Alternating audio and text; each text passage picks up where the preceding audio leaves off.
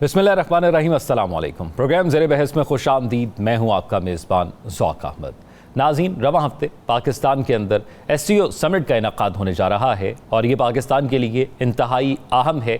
इसके अंदर India, Russia, China, Kazakhstan, Kyrgyzstan, Tajikistan, Uzbekistan और ईरान ये मेंबरान ममालिक हैं जिनके अहम रहनुमा और मंदुबीन शिरकत कर रहे हैं, जबकि ऑब्ज़र्वर ममालिक में से अफ़गानिस्तान जो है वो इस इजलास का हिस्सा नहीं होगा। और ख़ास तौर पर क्योंकि SCO कॉन्फ्रेंस पाकिस्तान के अंदर हो रही है तो इसके 3 बुनियादी एजेंडे होते हैं। सियासी होता है, सिक्योरिटी होता है और इक़्तिसादी होता है। और पाकिस्तान को ख़ित्ते के अंदर अपने ताल्लुकात और ख़ास तौर पर मुआशी सूरत हाल को बेहतर बनाने के लिए ये कॉन्फ्रेंस पाकिस्तान के अंदर उसका इनकाद होना और इसकी कामयाबी बहुत ज़रूरी है। इस मुलाकात के अंदर तमाम जो अहम रहनुमा आते हैं उनसे वज़ीर आज़म शहबाज शरीफ मुलाकात भी करेंगे और फिर साइड लाइन मुलाकातों का सिलसिला भी जारी रहेगा। इस मुलाकात के अंदर इन मुलाकातों की अहमियत क्या होगी, इसी पर हम आज बात करेंगे और हम इससे हासिल क्या करेंगे इस पर भी बात करेंगे। लेकिन इस तमाम सूरत हाल के पेश नज़र क्योंकि भारत का एक वफ्द इसके अंदर आ रहा है और पाकिस्तान का एक तवील डेडलॉक भारत के साथ मौजूद था और फिर कोई उस तरह सिफारती सतह पर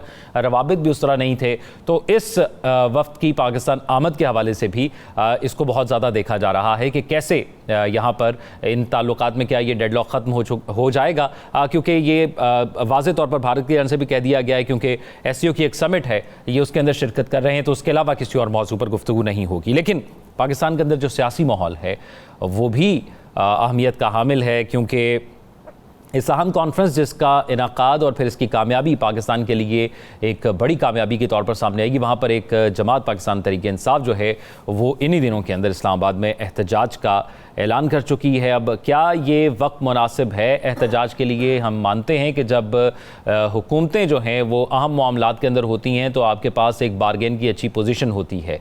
क्या इस चीज़ को बारगेन के लिए अच्छी पोजीशन बनाना मुनासिब होगा, इस पर भी हम बात करेंगे। प्रोग्राम में हमारे पैनलिस्ट हमारे साथ मौजूद हैं, साहब मौजूद हैं, राव खालिद साहब मौजूद हैं और साकिब बशीर साहब मौजूद हैं। तीनों सीनियर तज्जिया करूँगा, शुक्रिया। नजमुल साकिब साहब, SCO समिट के हवाले से आपने इससे कबल हमें बड़े तफसीलन बताया कि ये किस तरह होती हैं, क्या मकासद होते हैं। हमारी तवक्कुआत जो हैं वो काफ़ी हाई हैं इससे, तो क्या तवक्कुआत होनी चाहिए और हमें हासिल क्या होगा, ज़रा इस सवाल से भी हमें आगाह कीजिएगा। देखिए, पहले तो मकासद इनके क्लैरिटी से पता लग जाए, क्योंकि अगर आप चार्टर पढ़ते हैं ना SCO का तो उसमें आपको 3 बड़े मकासद नज़र आते हैं इस तंजीम के। आपने उसकी अहमियत तो बता ही दी। पहला है कि पीस, सिक्योरिटी और स्टेबिलिटी ऑफ द रीजन, यानी इस खित्ते का अमन और उसकी सिक्योरिटी और स्टेबिलिटी जो है, इस्तेहकाम जो है, ये नंबर 1 पे है। दूसरा है आपका कि आपके ये जो टेररिज्म, काउंटर टेररिज्म एफर्ट्स हैं और उसके साथ आपका ये है कि आपने प्रिवेंशन ऑफ कॉन्फ्लिक्ट करनी है, यानी कॉन्फ्लिक्ट्स को आपने रोकना है। और तीसरा और सबसे अहम मेरे नज़दीक ये है कि आपने कोऑपरेशन बढ़ाना है, ख़ास तौर पे इकोनॉमिक फील्ड में, ताकि ग्लोबल इकोनॉमी के साथ आपकी इंटीग्रेशन हो जाए। याद रहे कि ये इसमें बहुत सारे, चूँकि आपने नाम गिनवा दिए कि बहुत सारे ममालिक हैं, तो ये एक मल्टीलैटरल फोरम है, ये बायलैटरल फोरम नहीं है। तो वो लोग जो ये बात कर रहे हैं जी कि इसमें कश्मीर की बात होगी कि नहीं, इसमें फ़लस्तीन की बात होगी कि नहीं, और चूँकि यानी हिंदुस्तान से भी आ रहे हैं, एक मंदूब आ रहे हैं, तो उसमें पता नहीं क्या हो जाएगा, कुछ भी नहीं होगा। एज वी स्पीक, अभी जब हम बात कर रहे हैं तो इसका जो डिक्लेरेशन होता है ना, जब आपकी कॉन्फ्रेंस या इस तरह की कोई समिट या काउंसिल ख़त्म होती है तो एक डिक्लेरेशन होता है, जो एक डॉक्यूमेंट होता है तफसील से कि ये सारे सरबराहान मुमलकत मिले और इन्होंने मिलके इन चीज़ों पे ये किया, और इस तंजीम का मतमाए नज़र या इसका व्यू पॉइंट जो है, मिसाल के तौर पे गज़ा के बारे में क्या है, फ़लस्तीन के बारे में क्या है, कश्मीर के बारे में, जनरल और ब्रॉड टर्म्स में होता है, डिटेल में नहीं होता, क्योंकि इसमें आपको पता है ना कि पाकिस्तान और हिंदुस्तान जो हैं वो इसमें मौजूद हैं। देखिए, ये 2 बड़े फोरम हैं SCO के। एक है हेड्स ऑफ स्टेट का, जिसका कि पिछले 2 महीने कबल कज़ाकिस्तान आस्ताना में उसका इजलास हुआ, साल में 1 दफ़ा होता है। दूसरा है हेड्स ऑफ गवर्नमेंट का, जिसमें कि यानी वज़राए आज़म जो है वो नॉर्मली वो आते हैं, वज़ीर ख़ारजा भी आ सकते हैं।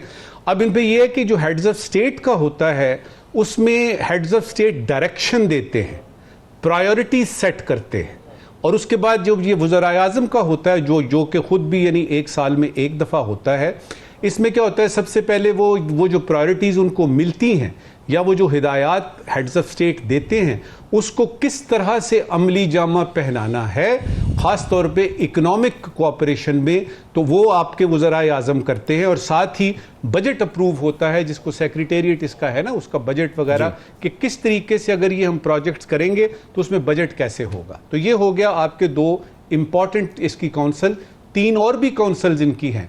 याद रहे कि जब हेड्स ऑफ स्टेट मिलते हैं या हेड्स ऑफ गवर्नमेंट मिलते हैं, council of heads of state हो या council of heads of government हो, उससे पहले एक तवील सिलसिला होता है जिसमें सीनियर ऑफिशियल्स मिलते हैं, वो देखते हैं अच्छा जी ये डेक्लेरेशन हमने बनानी है, इसमें क्या क्या अवामिल होने चाहिए, सारे इसको मिल के बनाते हैं। फिर उसके बाद आपके यानी सेक्रेटरी लेवल के लोग हैं, फिर उसके बाद आपके मिनिस्टर लेवल के लोग हैं, और फाइनली फिर ये होता है कि हेड्स ऑफ स्टेट या हेड्स ऑफ गवर्नमेंट जो हैं वो मिलते हैं और उस पर दस्तखत करते हैं उस डेक्लेरेशन पे, और फिर उसके बाद वो उसको फॉर्मली अनाउंस किया जाता है।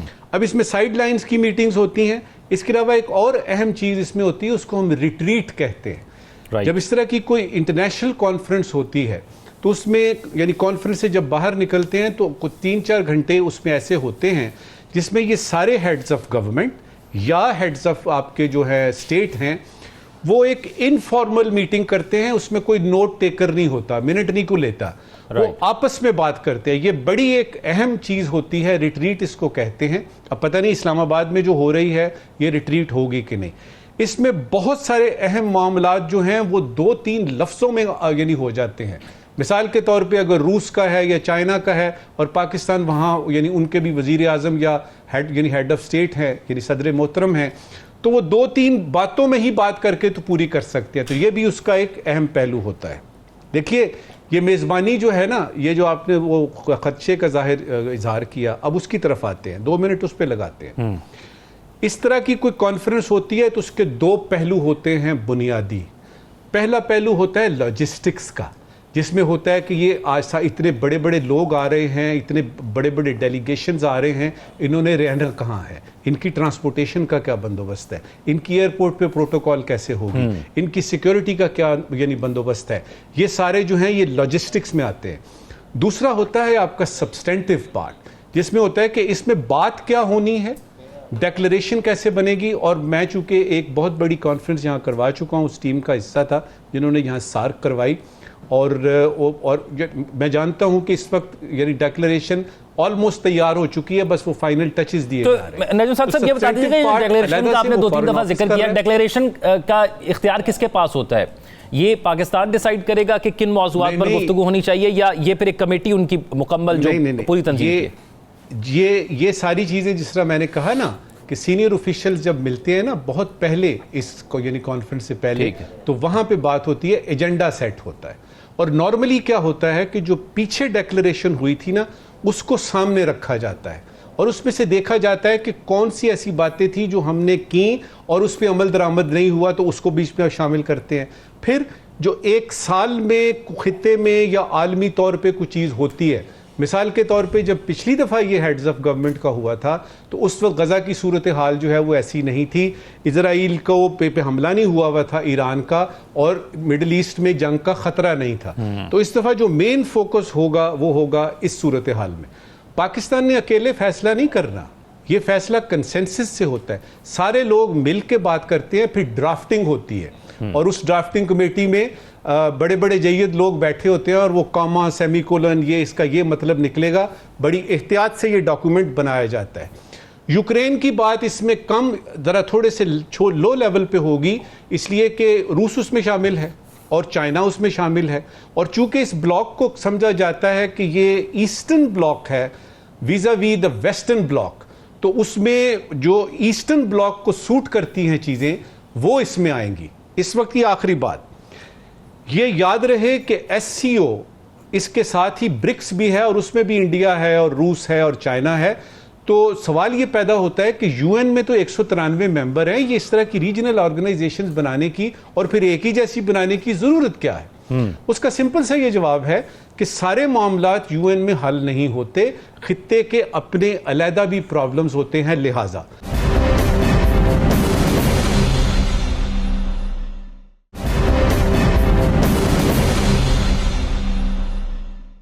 दूसरी क्लैरिफिकेशन बड़ी ज़रूरी है, ये नेटो की तरह की कोई मिलिट्री अलायंस नहीं है कि जिस पे फॉर इंस्टेंस ये है कि जी रूस पे हमला होगा तो पाकिस्तान बीच में शामिल हो जाएगा।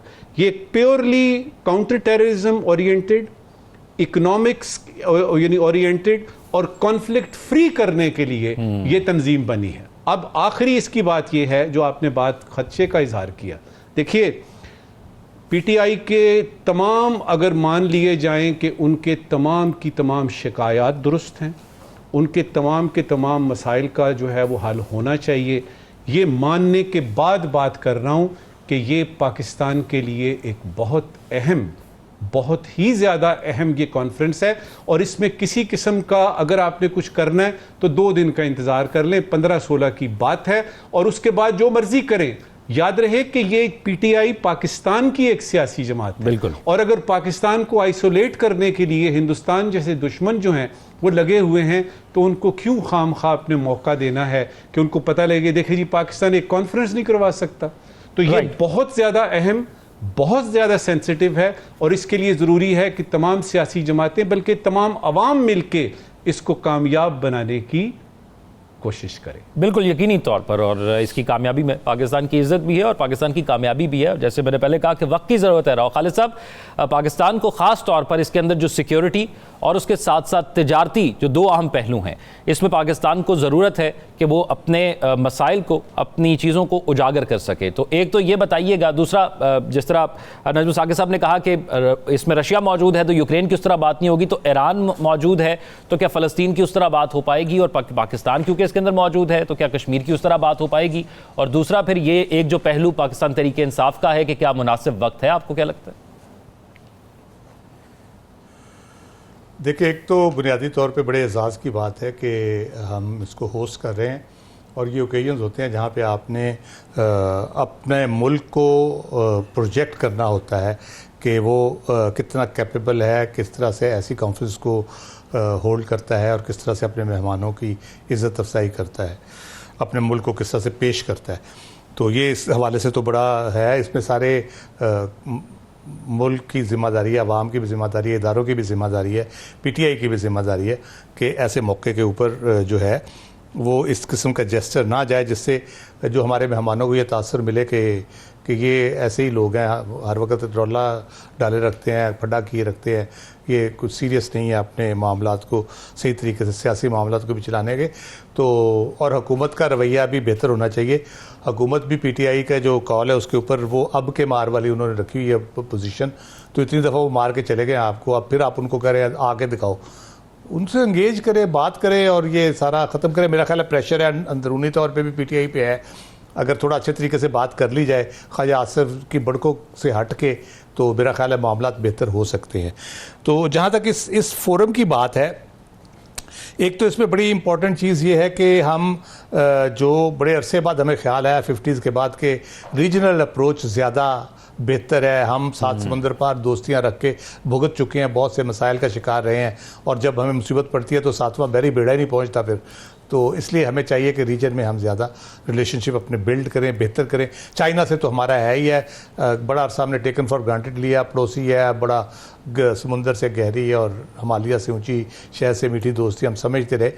लेकिन हम जो कंसर्न्स होते हैं नेचुरली, जितने भी अच्छे दोस्त हों, कुछ ना कुछ चीज़ें ऐसी होती है जहां आपको उनकी सेंसिटिविटी का भी ख्याल करना होता है। तो अब मेरा ख्याल है वो चीज़ें रियलाइज़ हुई हैं, तो अब हम उस तरफ ज़्यादा बेहतरी से आगे जा रहे हैं। चाइना के साथ हमारे ताल्लुकात हैं, दोस्त रहेंगे और बहुत अच्छी दोस्ती और ताल्लुक बहुत अच्छा है हर लिहाज से, चाहे वो स्ट्रेटजिक हो, इकोनॉमिक हो, पीपल टू पीपल हो, और एक दूसरे की लीडरशिप के बारे में जो एहतराम पाया जाता है दोनों तरफ से, वो बहुत इम्पॉर्टेंट है। चाइना को प्रॉब्लम एक ही है ख़ित्ते में, और वो है कि अमेरिका यकीनन भारत को इस्तेमाल कर रहा है कि उसको इन्फ्लुएंस उसका रोका जाए बढ़ने से और कम किया जाए। चीन अपने ताई एक आलमी क़ुव्वत बनने के करीब है, बल्कि तकरीबन बन चुका है। टेक्नोलॉजी में देखें, इक़्तिसादी तौर पे देखें, उसका इन्फ्लुएंस देखें, साउथ अफ्रीकन कंट्री से लेके और अपने इर्द गिर्द जितने ममालिक हैं, और अमेरिका को बड़ा सीरियस कंसर्न है इसके ऊपर। लेकिन चीन खुद भी इसको टैकल कर रहा है और पाकिस्तान यकीनन चीन के साथ खड़ा है, तो बहुत इफ़ेक्टिवली उस सारे डिज़ाइन को जो है वो टैकल किया जा रहा है। रशिया के साथ हमारा रिलेशनशिप बहुत अच्छा बिल्ड हुआ है और आगे बढ़ रहा है बड़ी तेज़ी से। शंघाई कोऑपरेशन ऑर्गेनाइजेशन में हमारी मेंबरशिप में सबसे इंपॉर्टेंट रोल रशिया ने प्ले किया।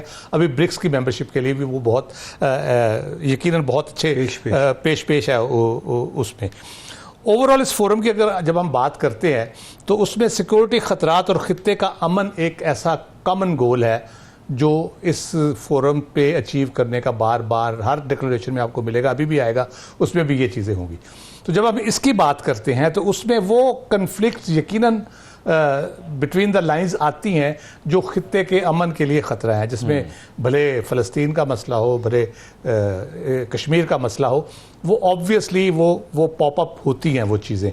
उसके ऊपर अप्रोच किस तरह से उसको किया जाता है, ये इस मैटर ऑफ टाइम मेरा ख्याल है कि एक वक्त आएगा जब मेरा ख्याल है भारत को भी खित्ते के अमन और सिक्योरिटी के हवाले से कोई ख़ास एतराज़ नहीं होगा और ये कॉमन ग्राउंड के ऊपर पाकिस्तान और भारत इस फोरम को इस्तेमाल कर सकते हैं चीज़ों को आगे बढ़ाने में। बाकी मुल्क अपना इन्फ्लुएंस यूज़ कर सकते हैं क्योंकि बाकी किसी मुल्क का आपस में उस तरह से वो कन्फ्लिक्ट उस तरह से नहीं है। चाइना भारत की थोड़ी बहुत है और पाकिस्तान भारत की ऑब्वियसली है, बाकी ममालिक की आपस में इस तरह की कोई कन्फ्लिक्ट नहीं है।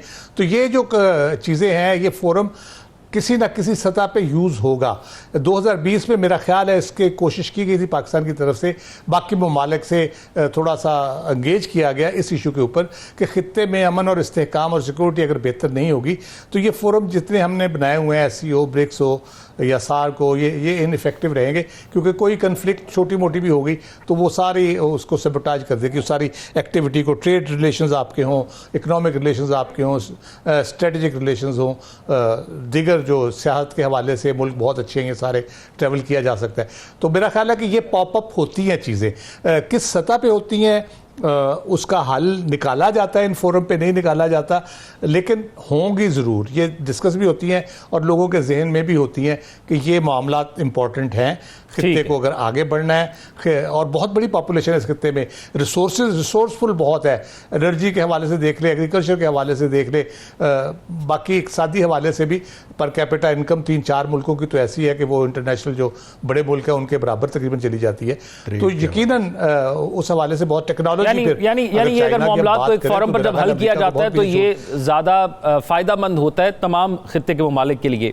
साकिब बशीर साहब, अब ज़रा हमें ये भी थोड़ा सा बता दीजिएगा कि इस्लामाबाद की क्या सूरत हाल होगी ये जब समिट हो रहा होगा, फिर मेहमानों को रिसीव करना, और जिस तरह नजम साकिब साहब ने बताया कि एक इसका ये पहलू भी होता है कि वो कौन कहाँ स्टे करेगा, कैसे मूवमेंट होगी, समिट में आएंगे और फिर कौन कौन मुलाकातें करेगा, कैसे कैसे मुलाकातें होंगी, इस हवाले से क्या प्लान तरतीब दिया गया वफाकी हुकूमत ने? एक तो इस समिट के हवाले से पिछले तकरीबन हम 20-25 दिन से फिजिकली देख रहे हैं। वैसे बिहाइंड द सीन तो काफ़ी अरसे से तैयारियां हो रही हैं, लेकिन फिजिकली देख रहे हैं कि इसकी तैयारियां इस्लामाबाद में जब हो रही थी, वो आप जो इस्लामाबाद को सजाने के हवाले से अगर बात करें कि जो रेड जोन का इलाका है उससे मुल्हिका जो है सड़कें हैं, या उसको सजाने के हवाले से, या ओवरऑल इस्लामाबाद को उसकी ब्यूटिफिकेशन जो है वो बहुत ज़्यादा की गई है, क्योंकि एक बहुत बड़े पैमाने पे जो वफूद हैं वो आ रहे हैं इस्लामाबाद में। इसके अलावा सिक्योरिटी के भी बड़े सख्त इंतजाम किए गए हैं, 3 दिन की छुट्टी भी की गई है, और इसके हवाले से इस्लामाबाद रावलपिंडी आप ये समझें कि वहाँ पे जो तजारती मराकज़ से लेकर हर चीज़ जो है वो तकरीबन 3 दिन के लिए हर चीज़ जो है रुक जाएगी, क्योंकि रास्ते भी बंद होंगे बहुत सारे। तो उस लिहाज से तो तैयारी तो कल रात वज़ीर-ए-आज़म ने भी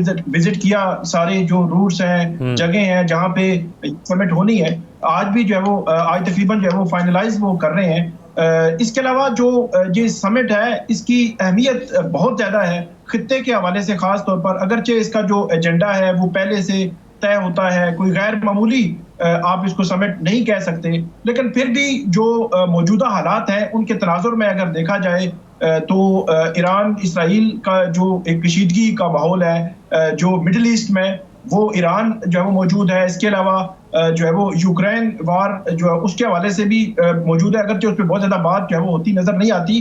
फिर इसका ये देखा जाएगा कि जो मौजूदा हालात हैं दुनिया भर में, उसके हवाले से ये जो समिट है वो कैसे रिस्पॉन्ड करती है, या जो कन्फ्लिक्ट है ख़ास तौर पर इसी में पाक भारत जो पाकिस्तान भी मौजूद है, भारत भी मौजूद है, यहाँ पे पाकिस्तान और भारत के अपने इख्तलाफात मौजूद हैं, चीन और भारत के भी कहीं ना कहीं चीज़ें जो है मौजूद हैं। तो जो इनका जो एलामिया होगा, जो फाइंडिंग्स होगी, या ये किस एंगल से मुख्तलिफ जो कन्फ्लिक्ट है ख़ास तौर पर खित्ते के या इससे बाहर, उसको किस एंगल से देखते हैं और किस तरह उसको जो है वो रिस्पॉन्ड करते हैं।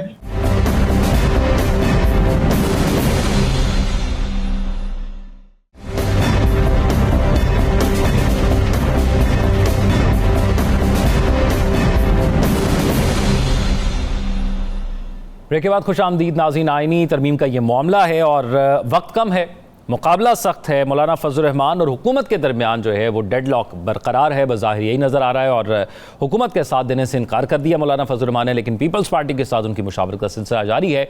और पीपल्स पार्टी का जो मुसविदा सामने आया है, और अब से कुछ ही लम्हात पहले मौलाना फजल रहमान JUI का जो मुसविदा सामने आया है, उसमें सिर्फ एक ही चीज़ पर बड़ा इख्तलाफ है, वो है आइनी अदालत का।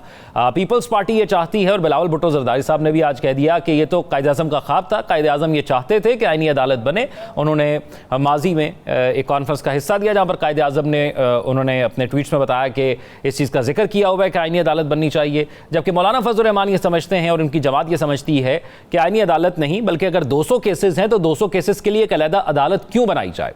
और वो ये भी समझते हैं कि एक बेंच तश्कील दे दिया जाए और उस बेंच के जरिए इन केसेस को सुना जाए। तो ये वो बुनियादी इख्तलाफ है जो अब भी बरकरार है। इसके साथ साथ पाकिस्तान मुस्लिम लीग नून का मुसविदा भी सामने आ गया है। उन्होंने कहा कि आईनी अदालत में चीफ जस्टिस समेत 7 अरकान होने चाहिए, ये 7 अरकान पर मुश्तमिल होनी चाहिए आईनी अदालत के लिए। चीफ जस्टिस और 3 सीनियर जजेस का तकर्रुर कमेटी की सिफारिश पर होगा। और कमेटी में कौन कौन शामिल होगा? 4 अरकान पार्लियामेंट होने चाहिए, वफाकी वजीर कानून होने चाहिए और पाकिस्तान बार कौंसिल का नुमाइंदा होना चाहिए, और चारों प्रोविंसेस की नुमाइंदगी जो है वो यकसा होनी चाहिए। तो अब पहले तो ये था कि मौलाना फजल रहमान ने ये कहा था कि हमें तो कोई मुसविदा दिखाया नहीं गया। अब मुसविदा सामने आ गया, इस पर मेल मुलाकातों का सिलसिला जारी है। अब देखते हैं कि कौन किसको राज़ी करने में कामयाब हो जाएगा। और पाकिस्तान तरीके इंसाफ का जिक्र यहाँ पर इस तरह है कि उन्होंने अभी तक कोई मुसविदा सामने नहीं लाए। वो कह रहे हैं कि हम देख रहे हैं, उसके बाद हम अपना मुसविदा सामने लेके आएंगे, लेकिन वो इस बात पर एग्री हैं कि एक बेंच अगर बना लिया जाता है जो JUI कहती है तो उस पर कोई एतराज़ नहीं है। राव खालिद साहब, मुसविदे आ गए, अब ये इंतज़ार था और हुकूमत का मुसविदा भी आ गया जिसका सबसे ज़्यादा इंतज़ार था, जो तकरीबन 1 महीने से ज़्यादा हो गया है, जिस पर हुकूमत बात कर रही थी लेकिन मुसविदा सामने नहीं था। JUI का मुसविदा भी सामने आ गया। अब यहाँ पर आपको क्या लगता है, यहाँ पर आपको लगता है कि नज़रियाती इख्तलाफ है इन तमाम मुसविदों को देख कर, या आपको लगता है मफादात हैं? देखें, एक पहले बड़ी कमेटी डली हुई थी, अब एक उसमें छोटी कमेटी भी डाल दी गई है जी, तो वो देखेगी चीज़ों को कि किस तरह से लेके चलना है। बात मुसव्वदों की आइनी तरमीम की नहीं है, बात है एक बुनियादी असूल की। मुझे रोज़ हैरान करते हैं बिलावल साहब जो बयान देते हैं, आज वो हज़रत कायद आज़म को उन्होंने कोट कर दिया।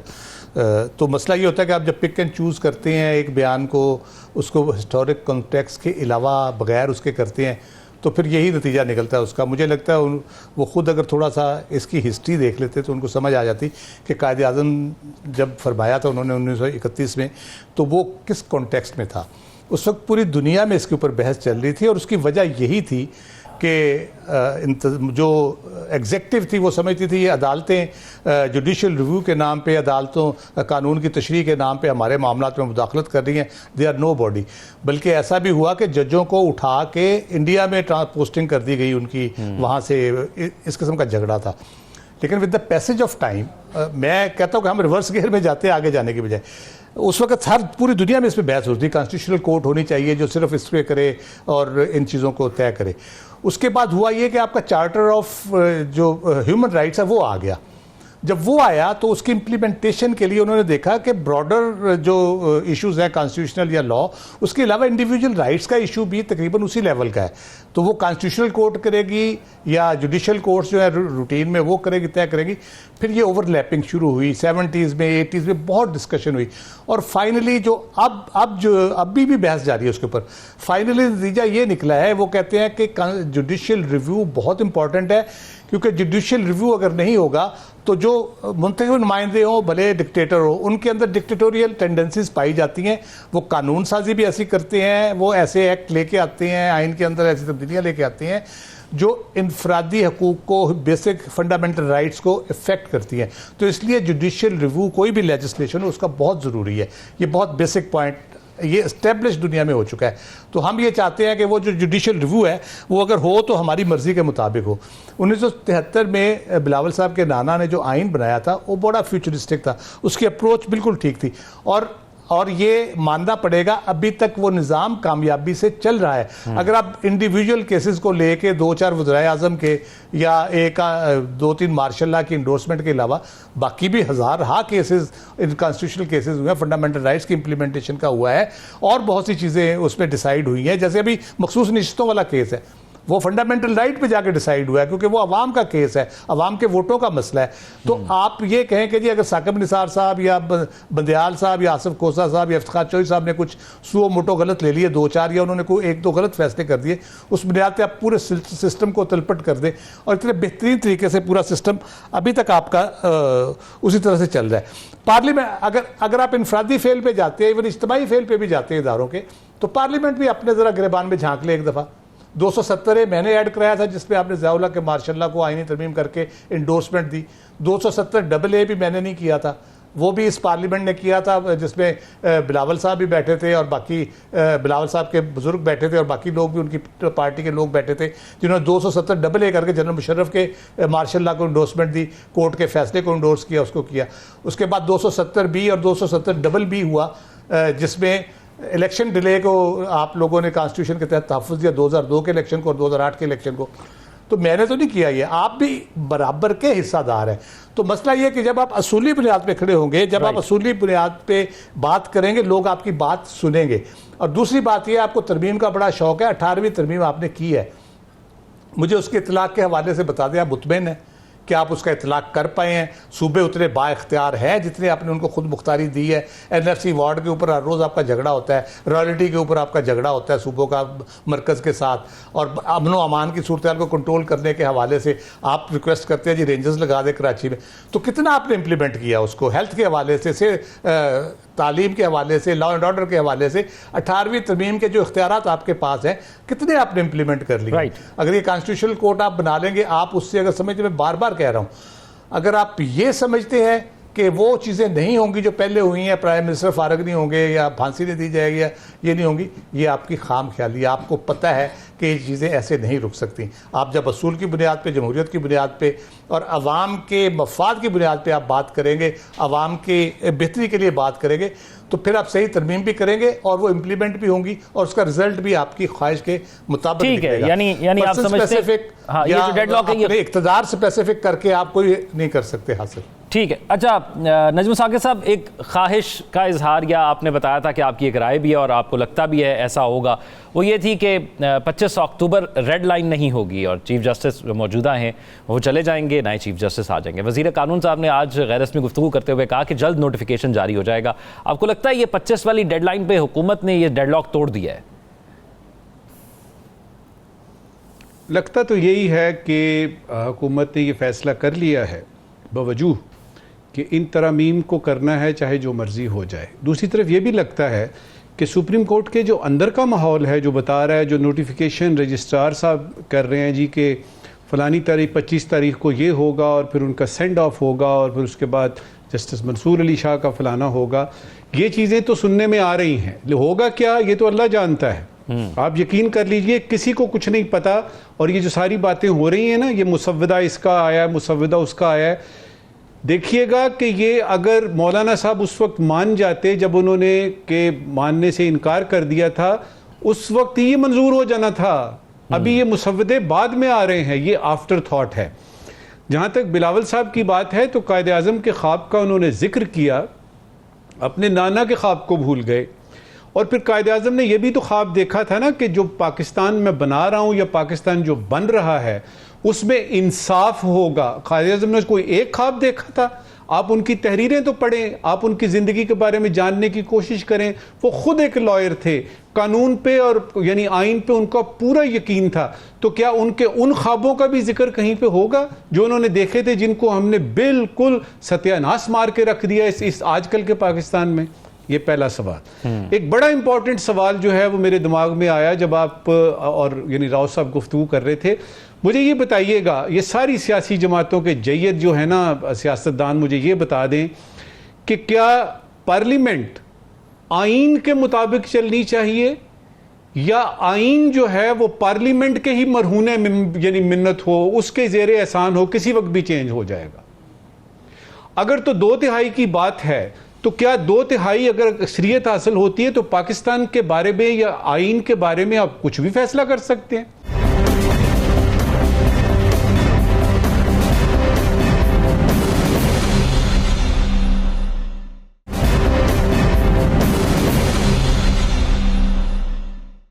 देखिए, बुनियादी जमहूरियत का मसला है, बुनियादी पॉलिटिकल साइंस के बेसिक आप बीए के किसी स्टूडेंट से पूछें कि अगर आपको आइन में तब्दीली करनी है तो स्टेक होल्डर्स कौन से हैं।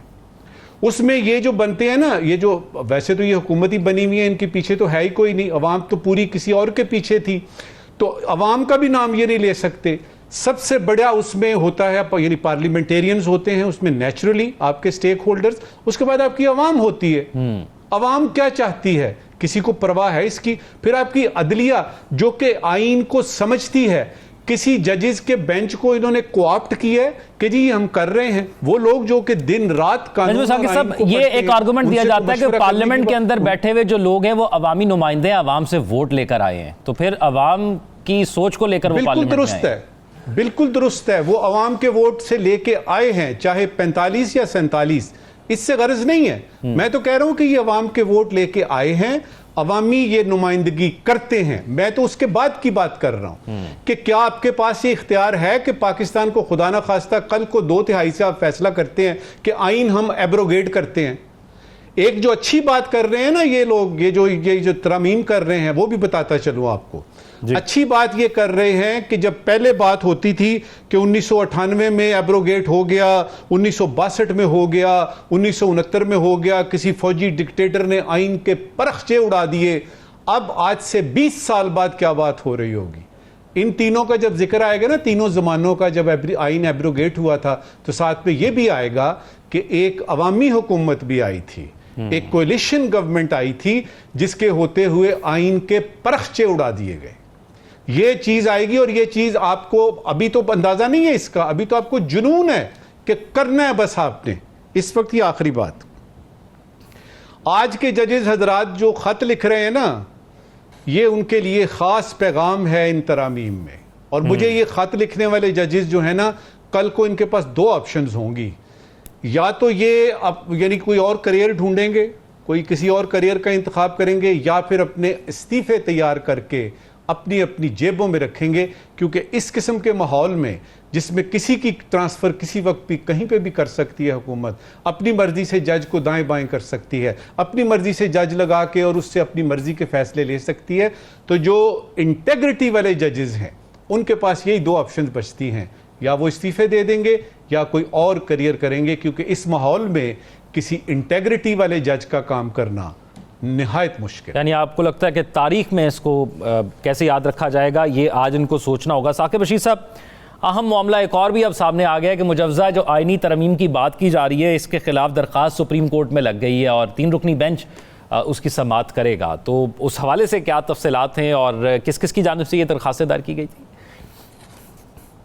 जी बिल्कुल, ये सबसे बड़ी अहम बात है कि ये साबिक सदर है सुप्रीम कोर्ट बार एसोसिएशन के आबू जुबैरी साहब और उनके साथ जो पाकिस्तान बार काउंसिल के कुछ मेंबरान हैं, जिन्होंने ये दरख्वास्त दायर की थी मुमकिना और मुजव्वज़ा आइनी तरमीम के खिलाफ, उस पर 17 अक्टूबर को चीफ जस्टिस काजी फायज ईसा की सरबराही में बेंच जो है बिठा दिया गया है। ऐसे लगता है कि ये एक जो वो राय हो सकती है, तासुर हो सकता है कि हो सकता है सुप्रीम कोर्ट, क्योंकि चीफ जस्टिस काजी फायज ईसा माजी में या माजी करीब में बड़े क्लियर रहे हैं कि पार्लियामेंट के उमूर में हम मुदाखलत नहीं करेंगे। अगर उन्होंने वो दरख्वास्त वहीं पे खारिज कर दी तो ये भी एक रास्ता जो है वो बंद हो जाएगा और हुकूमत के लिए एक और रिलीफ होगा, जिसको ये खदशा है कि अगर वो आइनी तरमीम ऐसी करेंगे जहां पे इंडिपेंडेंस ऑफ जुडिशरी कंप्रोमाइज होना या जो एक स्ट्रक्चर है जुडिशरी का वो खत्म होने का खदशा हुआ, तो कहीं अदालतें जो है वो इंटरवीन ना कर दें। फिर हाई कोर्ट्स में जो है वो पिटीशन पेंडिंग पड़ी हुई है। अगर सुप्रीम कोर्ट 17 अक्टूबर को कोई ऐसा ऑर्डर कर देती है और ये कहती है कि पार्लियामेंट के उमूर में इस तरह हम कहीं दूर दूर तक मुदाखलत नहीं करेंगे, तो फिर मेरा ख्याल है ये मामला जो है वो हुकूमत के लिए एक और रास्ता जो है वो साफ हो जाएगा। इसके अलावा जो मुसव्वदों की बात हो रही है, वहां पे मौलाना फजल रहमान और पीपल्स पार्टी जो है वो उन्होंने अपने मुसव्वदे एक्सचेंज किए हैं। पाकिस्तान बार काउंसिल का मुसव्वदा भी है, लेकिन इन तमाम मुसवदों में जहां पे एक आईनी अदालत की बात है, वहां एक और बड़ा अहम नुक्ता है, वो है कि 68 ईयर जो है वो एज होनी चाहिए। पाकिस्तान बार काउंसिल ये कहती है कि जो आईनी अदालत का चीफ जस्टिस हो उसकी एज जो है वो 68 ईयर होनी चाहिए। तो 68 ईयर एज की जब बात आई थी तो ये एक राय बन रही थी, एक तासुर उभर रहा था कि शायद जो है वो रिटायरमेंट के बाद चीफ जस्टिस काजी फाइसा को लगाना जो है वो मकसूद हो, इसलिए 68 की जा रही है। वगरना तो जजेस की एज जो है वो 62 और 65 बड़ी जो पुरानी चलती आ रही है। 68 करने में की बात जो है वो समझ नहीं आती। इसके अलावा जो मौलाना फजल रहमान और पीपल्स पार्टी, इनके दरमियान जो ड्राफ्ट सामने आए हैं, इनमें बहुत बड़ा फर्क है। उसकी वजह यह है कि मौलाना और आज जो है वो उनके जो थे वकील हैं कामरान मुर्तजा, उन्होंने बड़ा क्लियर कहा है। उन्होंने कहा है कि हमने जो आईनी बेंच की तजवीज़ दी है, और बिलावल साहब जो है वो कायदे आज़म जो मोहम्मद अली जिन्ना, उनके ख्वाब को लेकर आगे हैं। उन्होंने कहा है कि मैंने बड़ी रिसर्च की है और आईनी अदालत जो है वो बननी चाहिए।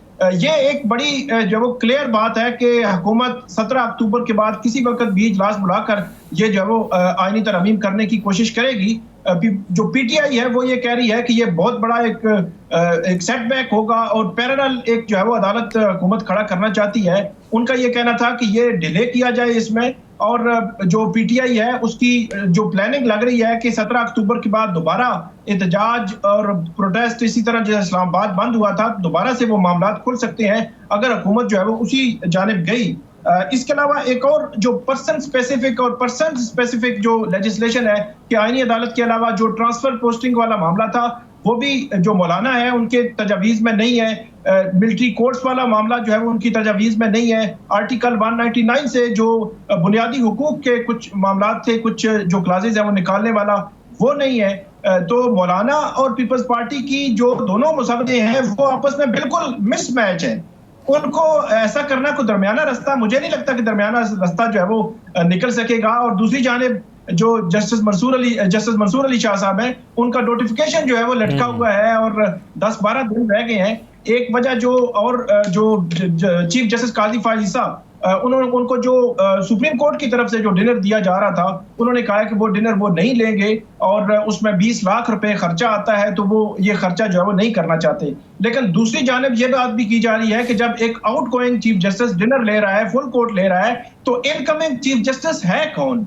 अभी तक उसमें क्लैरिटी नहीं है। जो पाकिस्तान बार काउंसिल की जो तजवीज़ है उसमें ये है कि टॉप 3 में से एक चुना जाए। यानी ये लग रहा है कि ऐसा तय हो गया कि मौजूदा चीफ जस्टिस जा रहे हैं, लेकिन अभी ये नहीं तय हो पा रहा, वो नाम फाइनल नहीं हुआ कि उस नोटिफिकेशन पे नाम किसका लिखा होगा। नजम साकिब साहब, आज के सवाल। शुक्रिया ज़ौक। एक ज़रूरी सवाल है और एक गैर ज़रूरी सवाल है। पहले ज़रूरी सवाल, साइफर केस है, तोशा खाना 1 है, तोशा खाना 2 है, इद्दत केस है, 9 मई के केसेस हैं, खान पर बहुत सारे केसेस हैं। ज़रूरी सवाल ये है कि आवाम की सहूलत के लिए क्या वज़ीर इत्तलाआत खान पर मौजूदा और आइंदा होने वाले केसेस की फहरिस्त फराहम कर सकते हैं कि नहीं? आज का गैर ज़रूरी सवाल, IMF का $7 बिलियन का पैकेज मंजूर हो गया। वज़ीर ख़जाना ने वादा किया है कि IMF की सारी शराइत पूरी की जाएंगी, IMF की सारी शराइत पूरी की जाएंगी और सारे स्ट्रक्चरल बेंचमार्क्स जो हैं वो भी पूरे किए जाएंगे। गैर ज़रूरी सवाल ये है कि अगले 4 साल तक वज़ीर ख़जाना रहेंगे और अपना वादा पूरा करके जाएंगे कि नहीं? हमारे नाज़रीन अपने फीडबैक से आगाह करें। हमका वक्त खत्म हो जाता है। कल इंशाल्लाह आपसे मुलाकात होगी। अल्लाह हाफ़िज़।